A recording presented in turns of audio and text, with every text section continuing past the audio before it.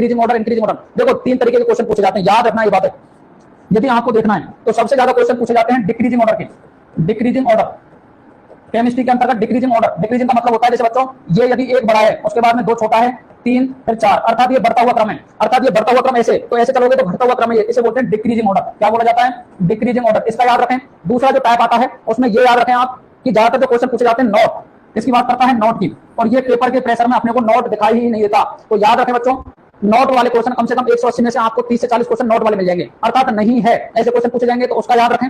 तीसरे क्वेश्चन आपको organic chemistry के जितने भी जैसे इंटरमीडिएट की स्टेबिलिटी देखे तो आपको बाकी तो सभी के याद रहते हैं, लेकिन कार्बोकेटाइन में एक बात याद रख लेना आप, जहां भी रीअरेंजमेंट पॉसिबल है तो रीअरेंजमेंट वाला ऑप्शन देख लेना। ये जानते ही हो आप, 3 डिग्री सबसे ज्यादा, फिर 2 डिग्री, फिर 1 डिग्री, ये बातें आपको याद है। कार्बोकेटाइन की बताओ, कार्ब एनायन में ये उल्टा हो जाता है, 1 ज्यादा फिर 2 फिर 3, और रेडिकल में भी यही ऑर्डर रहता है, तो ये बात याद रख लेना। इसके बाद में नेम रिएक्शंस की जो क्लास ली थी मैंने, उसको आसानी पूर्वक देख जाना एक बार, अगर नहीं देखी है तो देख लिया तो अच्छी बात है।